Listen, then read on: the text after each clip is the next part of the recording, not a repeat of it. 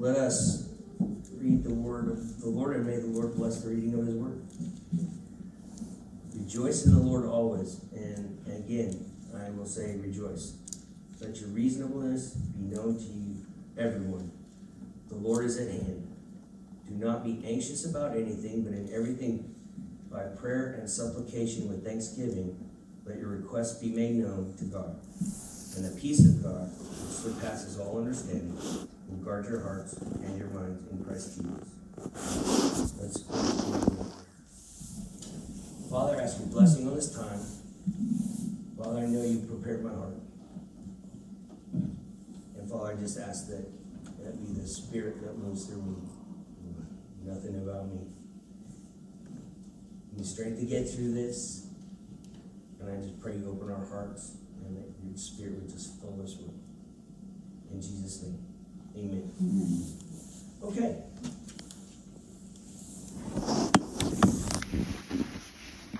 Have you ever been asked, or is your glass half full or is your glass half empty? Yes. That's kind of common, isn't it? Mm-hmm. So if I asked you that, what would you say that you are? How would you consider yourself? I'm a half full person as well. So easy sometimes that we can get going the other way. And the majority of us out there, I think, would admit that their glass is half empty. Because of the times that we go through in our lives, right? Cancer, any type of surgery. Paul wrote about joy or rejoicing 14 times in 4 chapters of the book of Philippians. And he also wrote the same thing to the church of Thessalonica. We're going to talk about them later. So where was Paul when he wrote this book? He was in prison. I'm so used to the Sunday school thing, I'm going to ask questions, and if I pause, don't feel free to shout it out. I'm happy with that. Okay. So not somewhere we would necessarily expect one to be joyful, right? But this is Paul, after all. And we do know that he'd been hit in the head by a rock a time or two. So, but why would Paul have any reason to have joy? He wrote in 2 Corinthians 1, "Blessed is the God and Father of our Lord Jesus Christ, the Father of mercies and God of all comfort, who comforts us in all our tribulation, that when we may be able to comfort those who are in trouble, in any trouble, with the comfort with which we ourselves are comforted by God." Have you ever wondered why you might be going through a certain season? When we look back on Paul and we study where Paul was when he wrote the majority of his letters, what his circumstances were, considering he was a Pharisee, when he turned sides, he wasn't liked by anybody. If there was anybody to have fear, Paul was one of those. So you would think it would be really hard for him to find joy. But yet, he writes here where he takes comfort. And through his experience and the comfort he gets, he's able to relate that. So that we take comfort. I am really sorry about that. But we can take comfort in the words that he writes. So we can use that in our lives as well. So when we look at the scripture, rejoice in the Lord always. Again, I'll say rejoice. The reason for that. What does that set us up for? How does that set our life? How we conduct ourselves? It says here, let your gentleness be known to men. The ESV says reasonableness. The New Living Translation says be considerate. So how we conduct ourselves, how that rejoicing has an effect on us. Our joy. 5 months ago, we celebrated a time where we had candles up here, right? And what did those candles represent? Love, joy, hope, peace. So, this is a constant message. And then we'll kind of circle around to that again.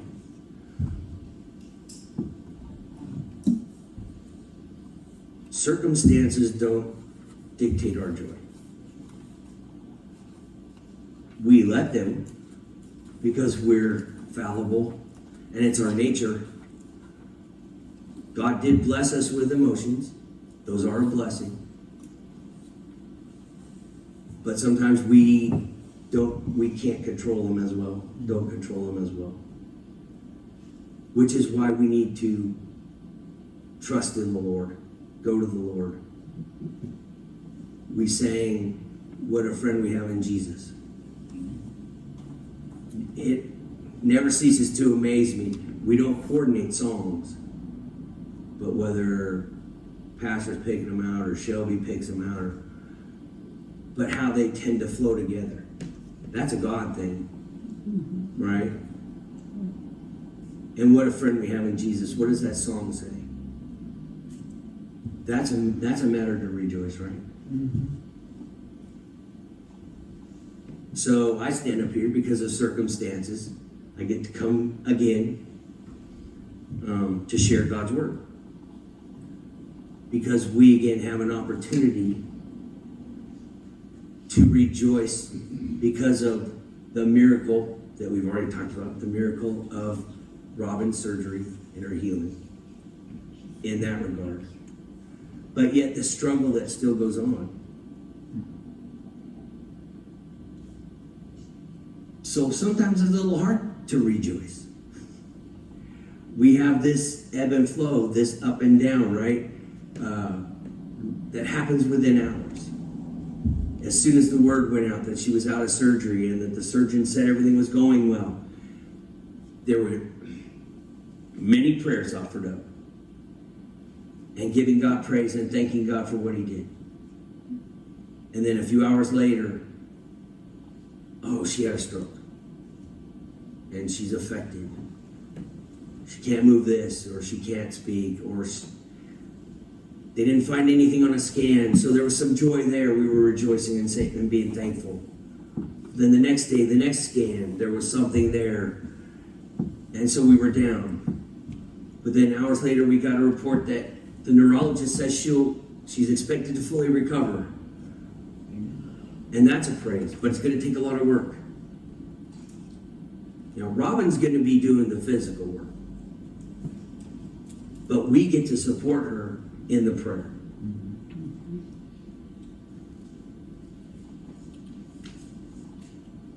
It says, he wrote here, be anxious for nothing, but in prayer.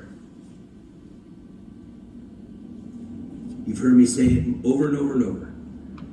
And I will continue to, well, I shouldn't use that analogy, beat a dead horse, but I'm going to keep going back to that.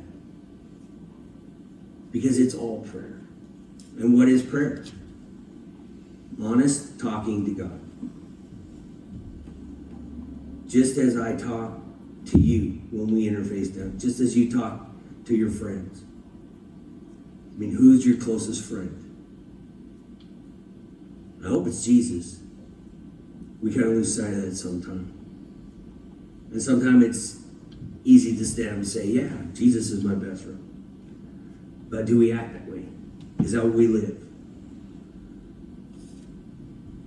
Prayer. Be prayerful. Talk to God. Now when we talk to God, it says in verse 6 as well, prayer and supplication, which are our requests. We start off with praise. We talk to God. Thank him for the beautiful morning.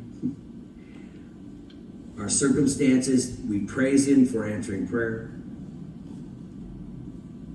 and we make requests. Lord, be with Robin, give her strength. Be with Pastor. Comfort him, give him peace. Be with the family. So we take our needs to the Lord because he wants them. He knows them. But in our taking those to the Lord, that's reassurance to us as well. Because we know he's got our back, right? Mm-hmm. God's got this. That's been one of my go-to sayings here for a few weeks as well. God's got this. But if we're going to take something to God, if we're going to pray about it, we have to believe that he's going to act on it. With thanksgiving. Thanking God in advance for his answered prayers. For those that he's answered already, and knowing that he's not going to leave us hanging high and dry.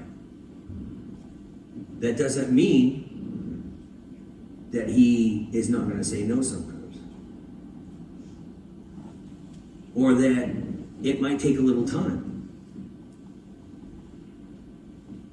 He is still in the business of doing miracles. We've seen that. All we have to do is look at Emma and the report that Frank gave.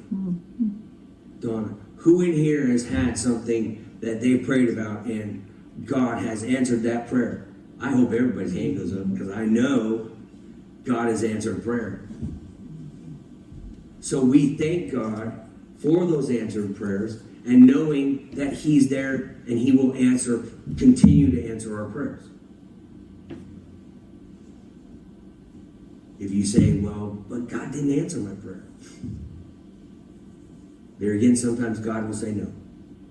And it's those times that we'll look back on, and then we may thank God for saying no. Because, yeah, I've been there. I'm sure we all have. And then, again, sometimes we just need to wait and know that he's God.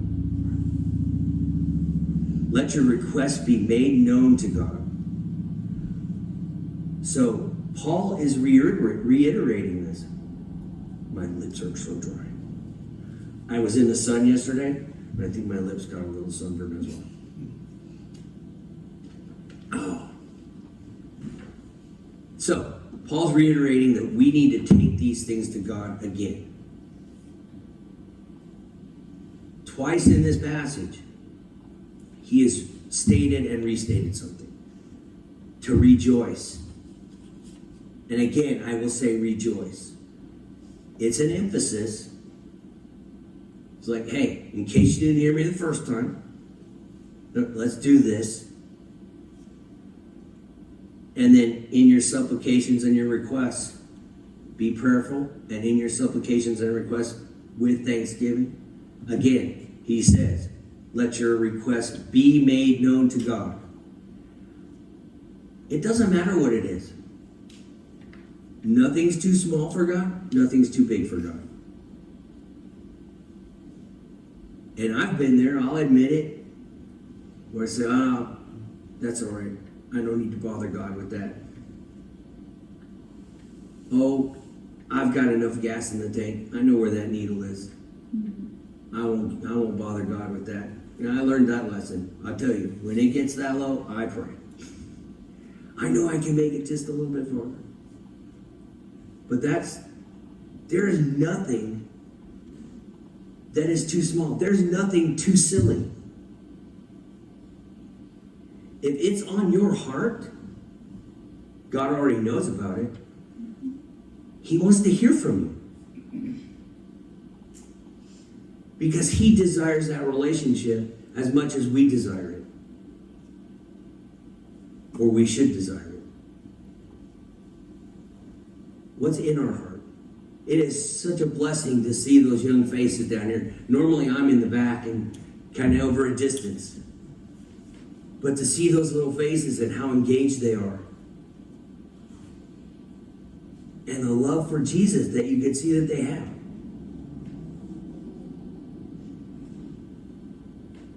What an encouragement that is. what a thing to have joy in. What a thing to have hope in. Because they're what's coming up, right? And if we train them right, if we teach them right, how to rejoice in all things, all the time, even in the bad times. Did you have somebody like that when you were growing up? Not everybody did. But that's why it's so important in what we do, in how we rejoice. Because just like Paul, who wrote these letters from prison, taking comfort in the Lord, and how that comforts us. I've never been in prison. I was always too afraid to do anything wrong. That was my motivation for living a good life, to be honest with you, because I just knew I never wanted to end up in jail. I was small and I was pretty. So I had a definite desire not to go to jail. But that had to be a hard thing. But we take comfort in those words that he wrote. There again, I kind of made light of Paul been hit in the head a couple times with rocks. Imagine being stoned, at least twice that I can recall. And back then, when they stoned you, they didn't just stone you till they thought you were dead. I mean, they made a point of knowing before they walked away, okay, this guy's finished. And the way I was taught this was they would usually take kind of a big rock and walk over and kind of drop it on the guy's head. And that might be using it, be a little nice. And Paul got up and walked away. So if anybody knows the comfort of the Lord, Paul's a pretty good example. Now, we pray that none of us ever have that happen. Anything to that extent, that we would suffer that persecution. But Paul took joy in that. Maybe because he counted himself as one of the greatest sinners, I don't know. Persecuting Christians, it's kind of tough to beat that one. But there's no sin, one sin greater than any other sin. We are all responsible for the crucifixion. He died for all of our sins.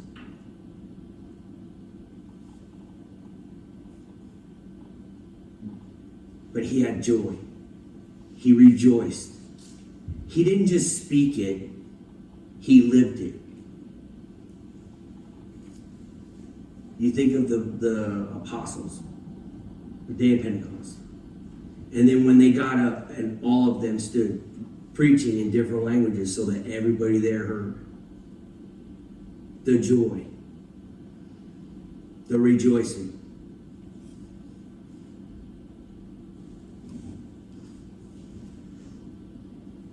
And it says, and the peace of God, which surpasses all understanding, will guard your hearts and minds through Christ. Have you ever experienced that peace? Mm-hmm. What brought you that peace? Was it a time when you were just feeling so down, and then maybe a beautiful sunrise or a sunset? Or someone said hi or said God bless you, and there was a certain peace that came over you? It could be anything. It could be so small you didn't even notice. But that's the peace.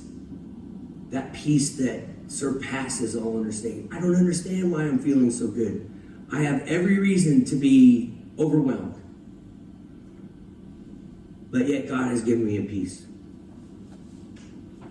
What's it take to do that?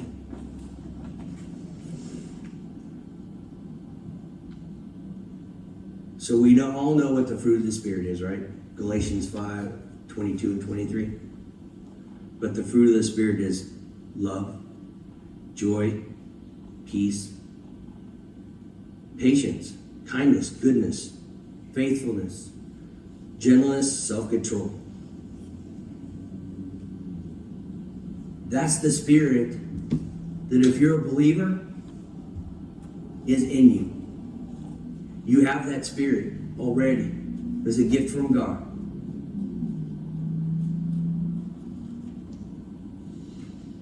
So how do we rejoice all this?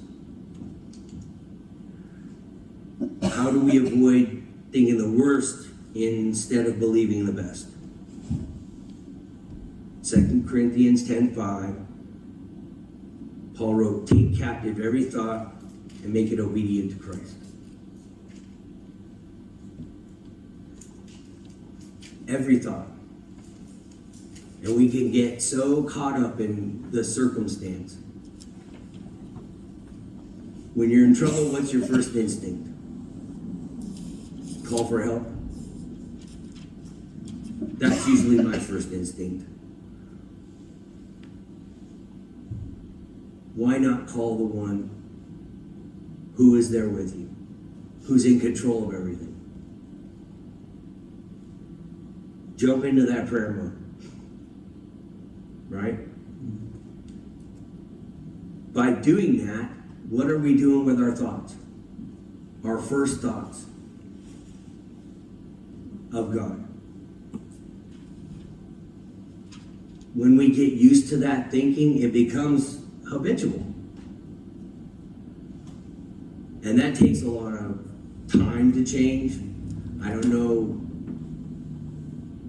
how long it took you all, but for me it took a lot of years to get used to, I have a friend in Jesus. I could sing the words every Sunday. I could sing the words every day. I could sing songs that had the same words, that reassured me I have a friend in Jesus, and that God was my God, and God would not forsake me. But it takes an effort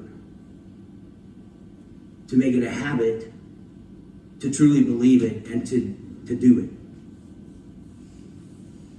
Is God my first 911 call?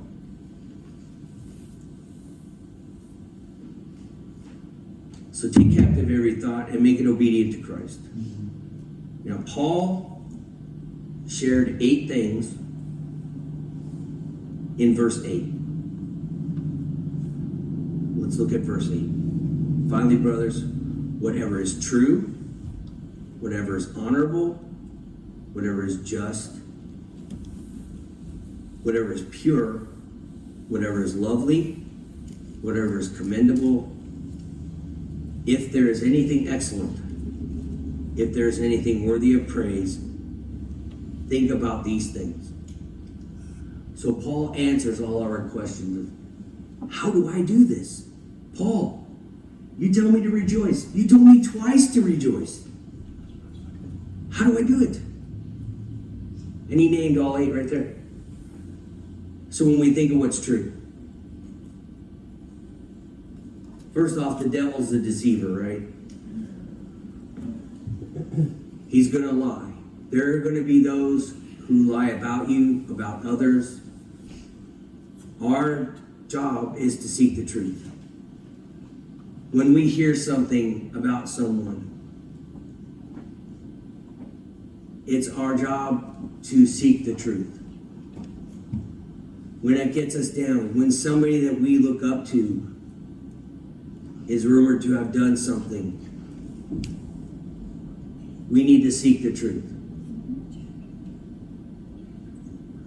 So focus on the truth of things.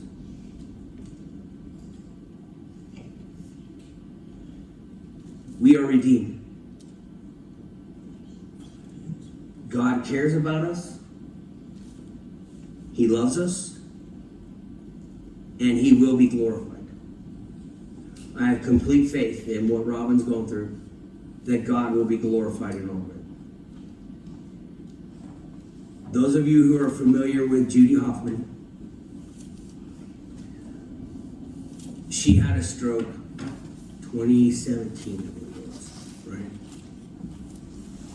And she was affected on her right side. She has trouble communicating. But this lady has been such an inspiration. She would go to Ability KC for her therapies. And when she was done with her therapies, she's still on a wheelchair, but she can do walking with a cane. But she is now a volunteer out there. And through that, God is glorified in her volunteering, because she is an inspiration to others out there that have had strokes. She was an immense inspiration to me when I was going through my trouble with COVID. Because that lady didn't give up. Because she has a heart for God and she trusts God. And when we're blessed to know someone like that who doesn't give up and focuses on that joy.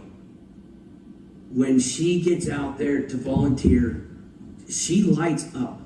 When we go to pick her up, to take her out there, she's lit up because she knows she gets to go out there. And she's doing it for God.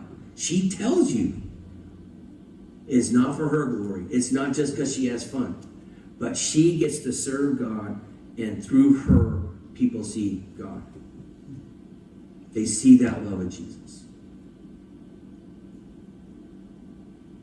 So even through those dark times, the truth that God still loves her and she's not done. Okay. Think on things that are respectable or honorable. Think on things that are just or right. Those things that we know God is just. There's a righteousness in the way we conduct ourselves. And a righteousness in people who trust God. Things that are pure or sacred or holy. These are things, as we put our mind to these things, this is what, and you don't have to think of all of them. These are things that, pick one. Whatever's in your mind, whatever's in your heart. These things that all point to God. Things that are beautiful or pleasant. There again, just in His creation. Now it's not hard to. Spring, fall, easy times to pick something, right? To look around and just be reminded of the beauty of God and His mastery, His craftsmanship. I mean, every evening we see the sunset, and Suzanne and I are just amazed. Man, where does He come up with those colors? Right? All right, what about things that are admirable or reputable? Now, we can't always trust the people, but those things that are reputable.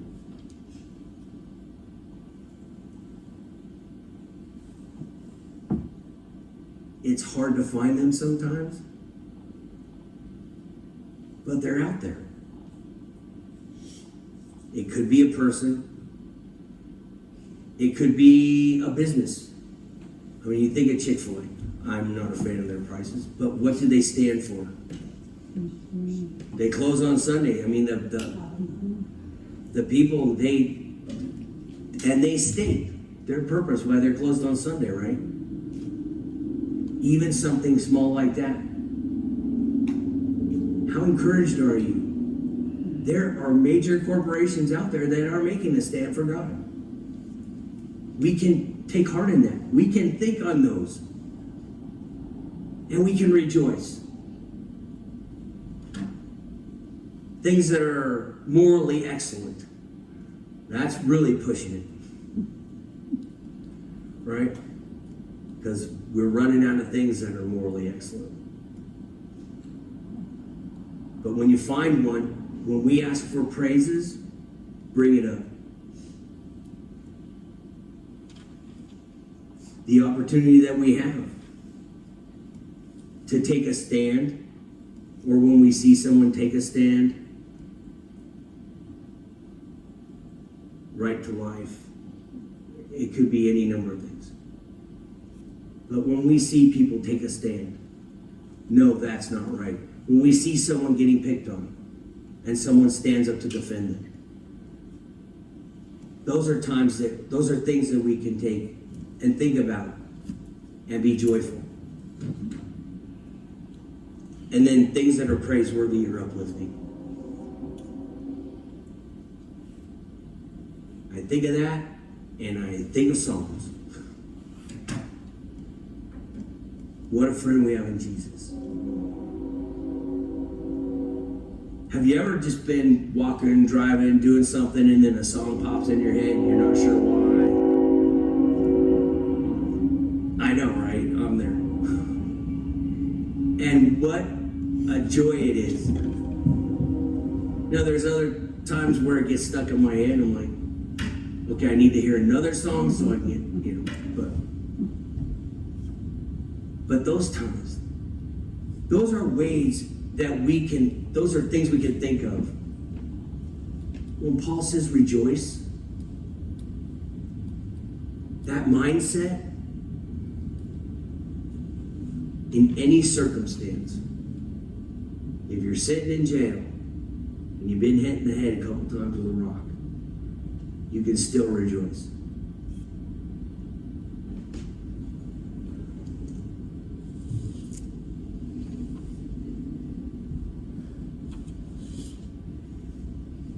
If you're a child of God, you're filled with the Spirit. And I mentioned Paul's letter to the Thessalonians a little earlier, so I want to close with this. 1 Thessalonians 5:16 and 19. Rejoice always, pray without ceasing, in everything give thanks, for this is the will of God for you in Christ Jesus. Do not quench the Spirit. So maybe the Philippians, they needed a little more by its reiteration of things. But it's very clear. Much more concise. Rejoice always, pray without ceasing. Always be in that spirit of prayer. In everything, give thanks. Not just the good stuff. Give thanks because it's another opportunity for God to show himself. And not just to you. Because in the way God works in you, you're not the only one that's going to see it. Other people will see Christ through you. Do not quench the Spirit. We went through the fruit of the Spirit. Don't quench that.